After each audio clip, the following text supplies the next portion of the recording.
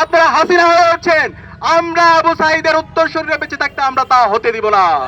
প্রয়োজনে জীবন দেব, কিন্তু বাংলাদেশে আর কখনো হাসিনা তন্ত্র ফিরে আসতে দেব না। স্বরাষ্ট্রমন্ত্রী, আপনি বিভিন্ন ধরনের হুমকি দিচ্ছেন, হুমকি দিয়েন না। এই জুলাই প্রজন্ম কারো হুমকিকে তোয়াক্কা করে না।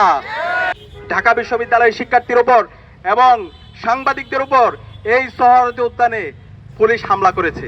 আমরা এই ধরনের পুলিশি রাষ্ট্র দেখতে চাই না, যে পুলিশ আমার সাংবাদিকদের উপর হামলা করে, আমার ভাইয়ের উপর হামলা করে, আমার বোনের উপর হামলা করে। সুতরাং এই পুলিশের যারা এই নাগরিকদের উপর হামলা করেছে তাদেরকে বিচারের আওতায় নিয়ে আসুন। আমরা দেখতে পাচ্ছি এই পুলিশের বিরুদ্ধে ব্যবস্থা না নিয়ে বরং তাদেরকে আরো পদোন্নতি দেওয়া হচ্ছে। আমরা সবকিছু অবজার্ভ করছি, আমরা আপনাদেরকে সময় দিতে চাই, কিন্তু আমরা যদি দেখি আপনারা জালেম হয়ে উঠছেন, আপনারা হাসিনা হয়ে উঠছেন, আমরা আবু সাঈদের উত্তরসূরিরা বেঁচে থাকতে আমরা তা হতে দিব না। প্রয়োজনে জীবন দেব, কিন্তু বাংলাদেশে আর কখনো হাসিনা তন্ত্র ফিরে আসতে দেব না। প্রয়োজনে আবু সাঈদের মতো আমরা রাজপথে নামবো, কিন্তু বাংলাদেশে আমার আর কোনো বোনের উপর, আমার কোনো মায়ের উপর শ্লীলতাহানি হতে দেব না। সুতরাং আমরা অনুরোধ করবো, স্বরাষ্ট্রমন্ত্রী, আপনি বিভিন্ন ধরনের হুমকি দিচ্ছেন, হুমকি দিয়েন না।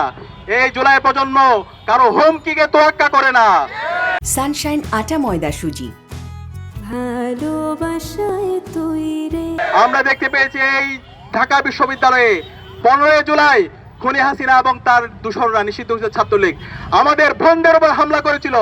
পরবর্তীতে বাংলাদেশে যে গণবিপ্লব হয়েছে, সেই বিপ্লবের মাধ্যমে খুনি হাসিনা এই দেশ থেকে পালাইছে।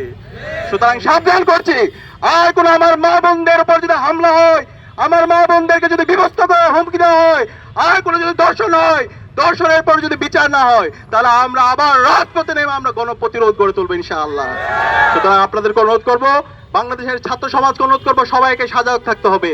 প্রতিটি পাড়ায় পাড়ায়, মহল্লায় মহল্লায়, প্রতিটি স্কুলে, কলেজে, মাদ্রাসায়, বিশ্ববিদ্যালয়ে এই দর্শকদের বিরুদ্ধে প্রতিরোধ কমিটি গড়ে তুলতে হবে।